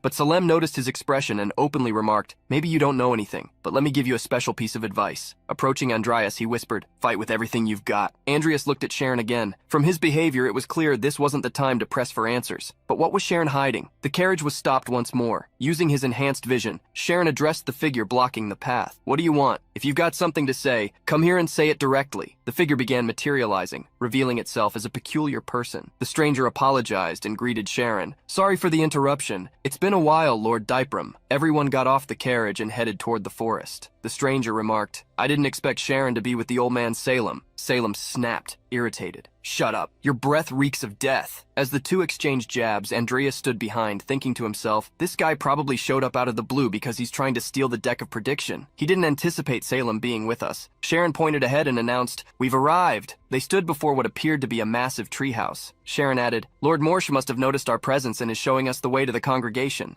Salem looked thrilled. This was exactly what he had been hoping for. Suddenly, they all sensed the presence of dark magic. Salem commented, some greedy dark mages must be lurking around. Andreas immediately thought it foolish of anyone to try to steal the codex with Salem present. Raising his staff, Salem declared, let's see where these cowards are hiding. He struck the staff on the ground, releasing a wave of power. This exposed the aura of 7 mages concealed in the area. Smiling maniacally, he said, the game of hide and seek is over. The hidden mages were shocked, but real fear set in when Salem began channeling his power from above. A greenish aura radiated from his staff. Without giving them a chance to react, Salem unleashed an enormous explosion of magic, wiping out all the dark mages in the vicinity. Inside the congregation, a round table was already set, with 3 individuals gathered. The doors opened for Salem and his group. Upon entering, Salem remarked, it's been a very, very long time since we last met. The hooded man, known as Morshe, greeted Salem coldly. Surprising to see you here as well. Salem, pleased with himself, replied, no need to be so cold. Thanks to me, the codex is safe and sound. He then instructed Andreas, open the bag. Reluctantly, Andreas turned the bag over. To everyone's shock, several severed mage heads tumbled out. The attendees were stunned, unable to process what was happening. Morshe commented, this is an emergency meeting. There was no need for unnecessary slaughter. He explained that the dark mages were intermediate level, but still problematic to handle. Salem, on the other hand, had eliminated them effortlessly by unleashing his magic. Laughing, he declared, without me here, you wouldn't even have the chance to see the codex. The hooded man cut him off. Enough. Let's wrap up this matter and present the codex already. Andreas began opening the inventory portal as Salem watched thoughtfully. He reflected on how truly fascinating Andreas was. The young man hadn't flinched during the massacre Salem had carried out moments earlier, nor had he hesitated to obey the request to sever the heads of all their enemies. But above all, what intrigued Salem the most was the dual core he had seen when revealing the aura of everyone present. It was identical to his own. As Andreas activated the portal, Salem leaned toward him and blew lightly, diverting the boy's attention. Andreas, confused, asked, what are you doing? Salem, with a peculiar smile, replied, I like you. Is Salem gay? Andreas wondered. In the game, that scene always left players baffled. The woman seated at the round table, however, grew annoyed at the gesture and demanded, stop fooling around, Salem. Still playful, Salem said to Andreas, I will certainly help you one day, but only once. Consider it a favor since I have a certain fondness for the Cronwell family. Andreas was taken aback by the promise. Salem was known for never breaking his word. In the game, he always kept his promises, no matter the situation. If Andreas could count on Salem's help, it could change the course of his plans. Andreas then revealed the Codex of Sloth, leaving everyone present stunned. The hooded man commented, it's truly the genuine Codex of Sloth. The tension in the room escalated. Sharon was confused about how Andreas had managed to perform the invocation, while Salem seemed intrigued that Andreas had entrusted the Codex to one of his skeleton soldiers. Andreas glanced at Nickel, his summoned creature, and began to think he needed to remain calm. He knew he couldn't take any risks with such powerful figures around him. Thus he commanded, Nickel, return at once. Nickel vanished, and Andreas drew his weapon, leaving everyone bewildered. He then pointed the weapon at himself and declared, I'm the one who found the Codex of Sloth, so I want my efforts to be recognized. The woman beside the hooded man used magic, causing roots to rise from the ground to try and restrain him. However, she was forced to stop when Andreas warned, the Codex is in my storage along with my summoned creature. If I die, you'll never get your hands on it. The room fell silent. The hooded man looked on in disbelief. Andreas, with a determined look, shouted, Salem, didn't you say you'd help me only once? Now's the time. Hurry up. I don't have much time. Salem stared at him incredulously. You're acting this way just because I said that? What if I had been lying? What would you do then? Andreas replied firmly, I'll do whatever it takes, even if it means dying to survive in this insane world. I'm willing to go mad too. Surprised, Salem smiled. You really are an impressive young man. Earlier I told you to fight, but I didn't expect you to go this far. At that very moment, Salem unleashed his magical power, summoning the sinister spear, Serpent of Evil. With an undeniable thirst for blood, he declared, "If you insist, then I suppose I have no choice but to kill everyone from now on. Anyone who tries to lay a hand on the Cromwell will be killed." The blonde woman at the table, who seemed to be enjoying herself, cheerfully commented, "Don't worry, I won't touch the boy." Salem, still serious, added, "If anyone dares to question this later, I'll be more than happy to find and kill whoever it is." The hooded man, incredulous, asked, "Are you really going to fight all of us here over a boy?" Salem casually responded, "You know how I am. I wouldn't lie about something like that." The woman sighed, disbelieving, and commented, "Is this just another one of your jokes, Salem?" But Salem stiffened and said firmly, "I don't need to repeat what I just said." Everyone stared in disbelief, unable to believe Salem was taking Andreas's side. The blonde woman seemed to delight in the situation, laughing quietly. The man who seemed to be leading the negotiations simply sighed deeply and said, "All of this could have been avoided if Sharon's disciple just said what he really wants." Finally, Andreas had everyone's attention. He thanked them with a slight bow and asked, "What can I get in exchange for the Codex of Sloth?" The leader laughed, finding it ridiculous. To him, Andreas was just a rookie who had no idea what he really wanted. However, he handed Andreas a list. "Choose carefully 5 things from the list." Andreas read through carefully and was surprised by the options. Among them, there was the possibility of obtaining corpses. The congregation seemed to have valuable remains, and he noticed names of high-class materials like the former Fairy Queen, Melen, and the Tiger King, Timur. He knew these bodies would be extremely useful, but as he examined the options, he noticed the leader's companions becoming uneasy. One of them whispered, "These bodies have already been sold to Morn. If we give them to the boy, Morn might get furious." Morn was no ordinary person. He was the leader of necromancy, and no one wanted to be at odds with him. Andreas started to reconsider, nearly abandoning the request for the bodies when suddenly Morn appeared. His silent entrance shocked everyone. In a calm, firm voice, he said, "I don't care. He can take them." Morn's unexpected generosity stunned everyone present. Sharon, furious, intervened. "Master, Andreas doesn't have the ability to handle these corpses yet." However, Morn firmly interrupted Sharon. "I don't care. The bodies are in the subspace bag. He can take the whole bag with him." Salem, who had been observing everything, seemed proud of Andreas in that moment. To him, the young man had earned all of this. Andreas, not fully understanding Morn's generosity, seized the opportunity and bowed, saying, "I am grateful for your generosity, sir. Now, with your permission, I will select the remaining items, including the bodies." It was clear that Sharon was not pleased with the situation. In his thoughts, he regretted not bringing the codex on his own, or not taking it from Andreas when he had the chance. Andreas received the promised items, the bodies of Melaine and Timur, as well as the Moon Blessing, Fairy's Tear, Blue Kananga flowers, Yin Root, and Keaton's Jewel. As he organized everything in his bag, Salem asked, "Are you sure you want these ingredients? There are better options available." Andreas shook his head. "For me, these items are extremely valuable. I can create 4 potions with them, and each one is worth hundreds of millions of views. Also, these ingredients can be used to heal Lucia." The leader of the negotiations, agreeing, declared, "Deal. Now, hand over the codex." At that moment, Andreas opened his inventory and took out the codex, handing it to its rightful owner. Without wasting any time, Salem approached Andreas and asked, "Are you ready to go?" Without waiting for a response, Salem pulled Andreas, immediately taking him out of the location. The others shouted, ordering everyone to follow them. Andreas was surprised and asked, "Were they planning to get rid of me as soon as I handed over the codex? Is that why they were so generous?" Salem, smiling mischievously, replied, "I made a promise to you, didn't I? You're under my protection. I can take you to a safe place. Where do you want to go?" Andreas thought for a moment and then answered, "I want to go back to the academy or to the nearest train station." Salem was surprised. "To the academy? You know Bart will find out you're becoming a black mage, right? If he knew, you'd already be dead." Andreas swallowed nervously, but stuck to his choice. Salem, looking at Andreas, commented, "You really are an interesting one, but you'll understand that when the time is right." Andreas didn't fully understand what he meant, but Salem just ended the conversation saying, "Keep fighting as long as you can survive. That way you'll be ready to discover who you really are." Back at the dormitory, Andreas began organizing the bodies. They were indeed large, but fortunately the subspace bag was incredibly useful. To move the corpses, he had to summon Nickel to assist him. However, he decided that he would first raise his necromancy levels before turning them into high-level summons, so he put the bodies back into his inventory, waiting for the right moment to use them. Among the items he received, Andreas found a book. It was a dark magic tome from Morn.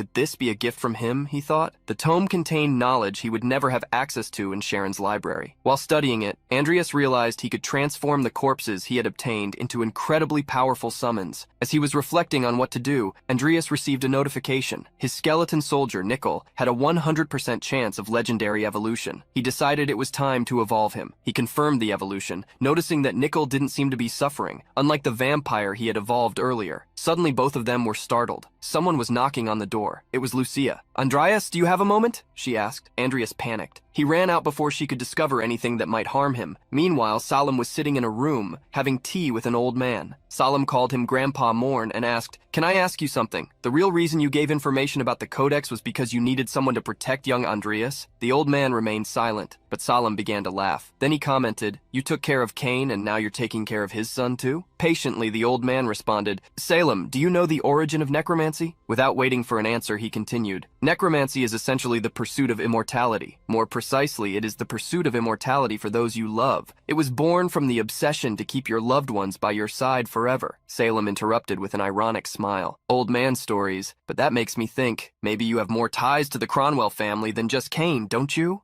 The old man, knowing Salim wouldn't get more answers, stayed silent. Salim sighed, giving up on pressing further. Then the old man asked, "What do you think of young Andreas? I'm curious about your opinion." Salim scoffed, annoyed, knowing the old man had already seen everything with that zombie trick to spy. Still, he answered, "That kid is going to be the craziest person in this world. Crazier than me. I'm really looking forward to it. We share the same feeling, Salim. We're all excited to see how this story unfolds." At Lucia's house, her father, William Everlast Hollington, introduced himself to Andreas. "It's a pleasure to meet you. We're here to settle the potion profits, and that's why I wanted to speak with you personally. Now that we'll be working together, it's good to get to know you better. Lucia told me you've become a great friend of hers." Andreas greeted William respectfully, but was internally thinking about how to handle this new partnership. Always polite, Andreas said, "I've been looking forward to meeting you. I'm very grateful for all the help Lucia has given me to make this business so successful." William Everlast Hollington smiled and replied, "You created the potion too, didn't you?" Mr. Everlast handed Andreas a contract, confirming that he would receive 60% of the profits. He explained, "Each unit is worth on average 3 million views."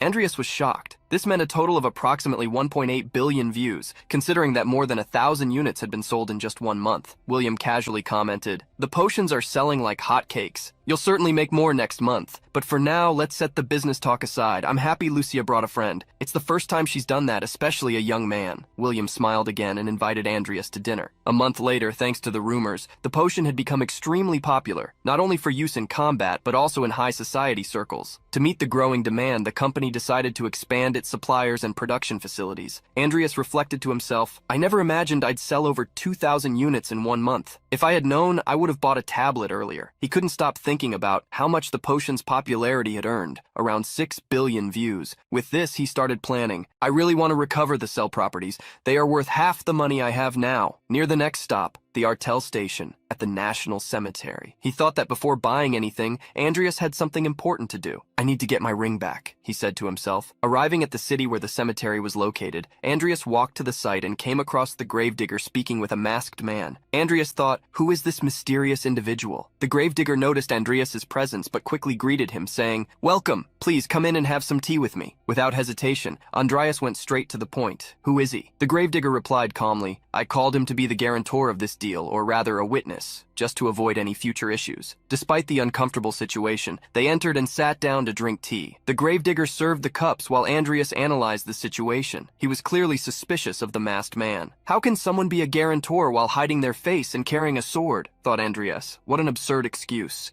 He knew the gravedigger had been practicing necromancy in the area for some time, but in the game he was never much of a challenge. Compared to Sharon, the gravedigger was just a small fry. Still, Andreas wasn't entirely at ease. Looking at his own stats, he realized how much he had evolved. Double traits, necromancy, and black magic skills at exceptional levels, along with his mastery in potion crafting and combat. Now with Nickel evolved and able to use aura, he was confident he could take on the gravedigger without difficulty, unless the masked man was incredibly strong. As Andreas observed the masked man, he thought to himself, maybe I should release the energy from my Dantian. I thought holding back before would be enough, but now I'm not so sure. His thoughts were interrupted by the gravedigger who offered, "Try this tea, I got it from a merchant I met in the congregation. It's very good." Andreas ignored the offer and went straight to the point. "I'd rather talk about the family ring." The The gravedigger responded curtly, "You're very impatient, boy." Andreas continued the conversation, saying to the gravedigger, "The body I bought from you was very weak and mediocre, but since you were kind, I'm willing to trade the ring for 5 million views." The gravedigger was taken aback and immediately smiled. He seemed impressed by Andreas's demeanor, reflecting, "This boy has become so grand that he doesn't even realize it. And of course, he's also generous, despite being poor. After all, he's still a noble count." Andreas kept his expression serious but calm, affirming positively. However, the old man wasn't there out of kindness. With a greedy expression on his face, he responded, "The price of silence isn't that cheap." Andreas, showing no surprise, after all it was typical for a villain to act this way, asked, "Are you implying that I should pay more?" The gravedigger, with an insinuating tone, commented, "You don't need to worry. We can trade for what you got in the congregation meeting." He was staring intently at Andreas's bag. Knowing the young man had acquired many valuable items, he continued, trying to sound friendly, "Would that be a bad deal for you?" Andreas, without hesitation, calmly replied while sipping his tea, "Yes, I appreciate the offer, but I'll be clear, I'll only give 5 million views, nothing more." The old man became extremely irritated, calling him a brat. However, Andreas interrupted firmly, "I know exactly what you're saying. You never intended to make a fair deal from the start." Suddenly, the masked man beside him spoke up, "I think this conversation should have ended by now." Andreas, unflinching, summoned Nickel. The action caught everyone off guard. He declared in a challenging tone, "I'm tired of this charade. I'm curious. Do you really think you can defeat me?" The gravedigger, upon seeing Andreas's Tier 5 summon, was visibly shaken. Trying to hide his nervousness, he turned to the masked man and said, "I'll pay you extra on top of what was promised. Finish off this insolent fool and take his things." Nickel, ready to strike, charged at the gravedigger. However, the masked man blocked the blow, surprising Andreas even more. This guy is no ordinary person, Andreas thought. Soon after, Andreas noticed that the masked man had placed some explosive bombs around the area. He immediately stepped back, drawing his sword to push the devices away. "I remember this combat style from the game," he thought. While Andreas dealt with the bombs, Nickel faced the masked man directly. The battle between the two was intense. Not only could the masked man hold his ground against Nickel, but he also maintained control of the fight. Andreas watched, intrigued. "Who is this man really?" The masked man tried to strike Nickel with his sword and managed to lightly cut the skeleton's face. However, he didn't notice when Nickel grabbed his leg, causing him to fall. Without hesitation, Nickel released his energy and imbued his sword with a powerful aura. Andreas, though shocked, understood. After the evolution, Nickel gained the power to use his Dantian. It shouldn't be so surprising that he can manipulate aura. But is this opponent strong enough to require it?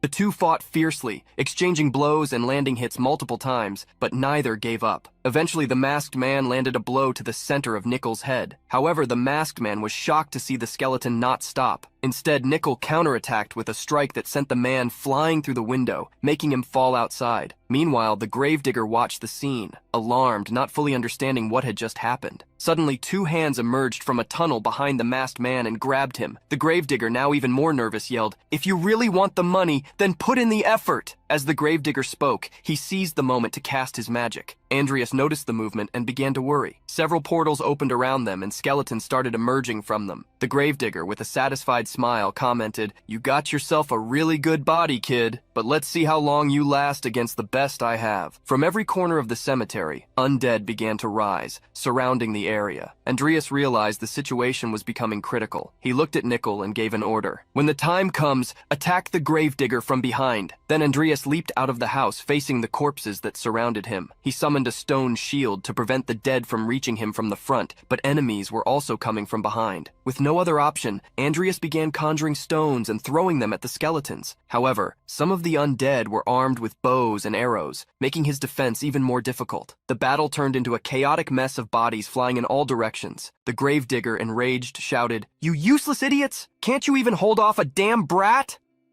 Nickel attacked the gravedigger from behind, but once again the masked man blocked him. The masked man, visibly enraged, cursed Nickel to the last generation. However, Nickel was not empty-handed. He carried one of the explosive bombs, which detonated at the perfect moment, causing a loud explosion. On the other side, Andreas was struggling to hold back the skeletons, muttering to himself, "I don't have time to use the recovery potion. At this rate, things are going to get really bad." He was starting to tire. Each blow felt heavier, and he could no longer dodge as he had before. His muscles felt numb, as if they were being torn with every movement. He tried to hold firm, but his energy was running low. While fighting, one of the skeletons, armed with a massive double-edged axe, charged at him. Andreas attempted to block the attack with his sword, but the undead wouldn't give him a moment's rest. The skeleton's blow knocked him to the ground, and before he could recover, he was headbutted violently, followed by a series of brutal punches. Bleeding and on the ground, Andreas thought to himself, "There's no way out. I'm going to die here, at the hands of a mere skeletal knight." As he faced death, flashes of his sister came to mind. He thought of Lucia, her illness, and also of Vivian. He felt the pain, not only physical but emotional, and with gritted teeth he murmured, "I finally have a reason to live. I can't die like this." Suddenly, a small aura of mana around his body exploded, transforming into a booming red aura. A system message appeared before his eyes. "Through continuous training, talent, and fierce combat, your aura has been unlocked. The Dantian has been activated. Now, you can use both mana and aura thanks to the dual core feature." The brilliant aura enveloped Andreas, and his strength began to return. He stood up more determined than ever, facing the enemies around him. Andreas, even exhausted and wounded, gripped his sword firmly. He raised it, declaring, "I'm going back to the place where I belong." A system message appeared. Achievement. Second awakening achieved. Around him, the scene was devastating. The bodies of the undead were scattered across the ground, and Andreas, badly wounded, remained standing. He looked at Nicol, who was pointing his sword directly at the gravedigger. Andreas asked firmly, "Where is the ring?" The gravedigger, visibly nervous, asked Andreas to put away his sword. "We can talk about this," he said. Trying to buy time, the gravedigger suggested, "With the dead, we could negotiate something much better." Andreas realized the gravedigger was referring to the masked man. He thought about the situation and decided to act. Grabbing the masked man's fallen sword, he walked toward the gravedigger and repeated, "I'll ask again, where is the ring?" Desperate, the gravedigger begged for calm. "Wait, don't do this." But Andreas, without mercy, attacked, cutting the gravedigger's arm. He spoke coldly, "I don't have time to argue. Just tell me where the ring is." Screaming in pain, the gravedigger finally revealed the exact location where the ring was hidden. Still, he murmured something about planning to get rid of the ring. Before he could continue, the gravedigger began choking on his own blood. He clutched his throat, writhing in desperation before collapsing in front of Andreas, who was left confused about what had happened. Andreas looked at the sword in his hands and thought, could it have been poisoned? This masked man was really skilled. Who is he? At that moment, our protagonist remembered that when the gravedigger opened the portals, he mentioned the name Dan. Andreas quickly associated it with the legendary Bloody Dan, the Bloodthirsty. He crouched down, took the masked man's mask, and curiously put it on. At once, a blue aura surrounded him. The system message confirmed, Bloody Dan's mask, appearance alteration artifact activated. Andreas thought to himself, this is Bloody Dan, the Bloodthirsty, the one who triggered the war in the game by kidnapping the child of the northern barbarian chief. He knew that in the game, this event had started an important war between the North and the Empire, spreading across the entire continent. "Thanks for the mask," Andreas said, removing it. He gave Nicol new orders. "Search for the ring. I'll clean up this mess." Later, Andreas was taken to the hospital to treat his injuries. While resting, he read recent news. Terror at the National Cemetery. Necromancer and hired swordsman clash. Despite the alarming headline, Andreas concluded that the news wouldn't affect him directly. It was time to focus on something more important. He started researching the old property of his family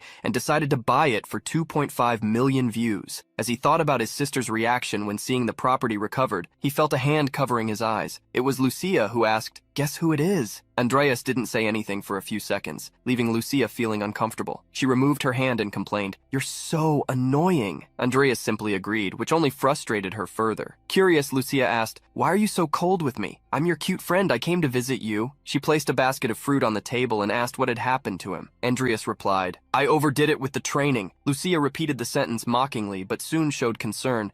"If you keep this up, one day you'll end up dying." Suddenly, Vivian rushed into the room looking desperate. Upon seeing Andreas, she was both surprised and relieved. Without thinking, she ran to him and hugged him tightly, almost knocking him over. "I was so worried about you," she said, visibly emotional. Andreas, surprised, tried to reassure her. "It's fine, Vivian. I'm okay." While Vivian hugged him, Andreas noticed a hint of jealousy in Lucia's gaze. A week later, Andreas was in a carriage with his sister. She remained deep in thought about what he had said. He had mentioned wanting to show her something important, but hadn't revealed what. The carriage was elegant, and the curtains were closed, adding to the mystery. His sister had decided to accompany him because Andreas had recovered the family ring. Still, she wondered, what is he planning? Then the protagonist, closing his book, heard someone say that they had arrived. Amy, suspicious, asked her brother where they were and what he wanted to show her. The protagonist, looking quite pleased, responded that she would see when they got out. Suddenly, the carriage door opened and an elderly maid, with a gentle demeanor, simply greeted them, Lady Amy. The protagonist's sister recognized her maid as Lupine and asked what was happening and why she was there. The protagonist replied kindly that he had asked Lupine to work as the head maid again. Amy, distressed, asked her brother if he didn't know they couldn't afford this at the moment, and began apologizing to Lupine, explaining that her brother was naive and unaware of certain things. Suddenly, her expression changed. A mix of surprise and wonder took over her. As she stepped out of the carriage, she was confronted with her old home, the Cromwell family mansion, nicknamed the Wooden Apple Mansion. Amy began to recall her childhood but quickly turned to her brother with a sad face and asked why he had brought her to this place. The protagonist then hands a wrapped letter to his sister and asks her to read it. The paper stated that he had bought the property. Emotional as she read, Amy asked how he managed to buy the house back and if this was something illegal. She feared he might be doing something wrong. The protagonist then shows her the news about the creation of the potion, explaining that thanks to it, he was able to secure the funds to recover the Cromwell family properties. Trying to reassure her, the protagonist says she wouldn't need to work so hard anymore because from that moment on,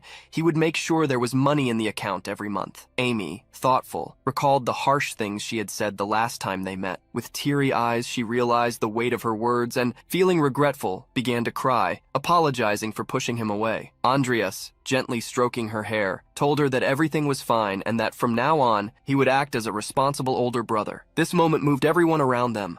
Later, in Andreas's room, he was seated, engrossed in the book the old professor had given him. Most likely, he was trying to develop a new body. He recalled his last battle when he achieved the second awakening and understood that, thanks to the traits he had received, he could now learn necromancy skills much faster. Deeply focused, he skimmed through spells and techniques like Death's Fury, Blood Curse, Corpse Explosion, Ghoul Summoning, Skeleton Summoning, and Revenant Summoning. His Enlightenment trait allowed him to significantly speed up his learning of skills and knowledge. Andreas stood up, thinking he might now be able to summon a revenant, perhaps even Timur. Placing his hand on the stretched-out corpse, he meticulously reviewed every possible cause of failure multiple times, ensuring he was truly ready to begin. The protagonist became enveloped in a shimmering aura. A system notification appeared, stating that a corpse had been detected. Andreas reflected on how he could now fully utilize his dual core, and with Nikol also having evolved, adding Timur's powerful strength to the mix would grant him the might of an entire battalion on his own. With newfound confidence, Andreas began reciting the summoning incantation, calling upon Timur, the monarch of the tiger tribe, the one who had once shaken the continent. The tiger began to move its paws, slowly opening its eyes until it fully awakened. As it stood, multiple system messages confirmed the successful application of additional effects and the success of the summoning. The corpse's level was transcendental, with parts of its former ego restored. Timur let out a powerful growl, activating all his abilities. The system displayed that he was Tier 5, had 891 mana, and wielded a massive spear. Andreas immediately recognized Timur as a fearsome and imposing figure. Grateful that he had cast a soundproof spell before completing the summoning, Andreas declared himself Timur's master. In response, the tiger knelt in submission before him. At the next scene, in the snow-covered Vilmore Mountains, within the territory of Marquis Magna, a group of Rodlin Academy students gathered for their end-of-term examination. Their instructor stood at the forefront, explaining the procedures. The students listened carefully as he announced that the exam theme would be survival and point collection. They were to spend 70 hours on the mountain, gathering points hidden throughout the territory. The instructor elaborated that the bracelets they wore would record the points. While they could take others' bracelets, damaging one would result in automatic disqualification, which made many students anxious. The instructor emphasized that any issues must be reported immediately and that there would be zero tolerance for mistakes. After the instructions, he instructed everyone to blindfold themselves, and the supervisors guided them to their starting points. 46 hours later, Andreas was climbing the slopes of Mount Vilmore, exerting great effort. Upon reaching the summit, he felt relieved to find a flat area, perfect for setting up a base. The spot seemed advantageous for both defense and offense. However, he soon noticed a magical shield in front of him. He immediately recognized it as the work of DNA Alvin, who was using wide-area search magic along with a barrier simultaneously. Observing from a distance, Andreas noticed that DNA was extremely weakened, likely due to excessive mana consumption. He considered taking advantage of the moment to steal her bracelet and eliminate such a powerful competitor. Yet another thought struck him. Forming an alliance with DNA might make it easier to earn more points, boosting his score strategically. As Andreas contemplated his options, he began approaching her, catching DNA's attention. Startled, she spun around suddenly and demanded to know who was there. Even before identifying him, she threatened to use magic, though it was clear her condition wouldn't allow it. Andreas, speaking calmly, replied, "You've already used too much magic. In this environment, if you keep recklessly expending energy, you'll end up in serious trouble." DNA recognized his voice and, despite her exhaustion, tried to maintain her composure. "You're after my bracelet, aren't you?" she shouted, declaring that even in her weakened state she could still fight him. But her mana betrayed her, completely depleting at that moment. Andreas took a few more steps toward her and said, "I have a suggestion." Before he could finish, Diane, summoning her last ounce of strength, demanded, "Stay where you are! Don't come any closer!" Andreas stopped, reflecting on his next move. Diane backed away from him, visibly frightened. He then asked with a serious expression, "Am I really that hateful?" She remained silent, but Andreas continued, "Why not team up with me?" His question left her visibly confused. "Why should I team up with you?" she replied, crossing her arms suspiciously. Andreas extended a hand and explained, "If I'm alone, I'm vulnerable. If something happens, it's much better to have a partner, just as a precaution." Diane seemed thoughtful, but still showed a hint of anger. After a few moments, she responded, "That might be true, but I can't trust you. Not because of who you are. Is it pride, reputation, profit, or personal gain?" Andreas, pretending to be clueless, pulled a chocolate bar from his pocket and began examining it absent-mindedly. "What could this be?" he murmured, leaving the girl salivating. Despite her initial reluctance, she eventually laughed at the situation, and the two started to get along. Andreas knew that earning trust sometimes required simple gestures, and at that moment, chocolate seemed to be the answer. Meanwhile, elsewhere on the mountain, two trolls stood in the middle of a battlefield. The larger one held the head of an injured student and asked the other, "Is this the one we're looking for?" The smaller troll, growing impatient, glanced at a piece of paper with the target's description. "Idiot!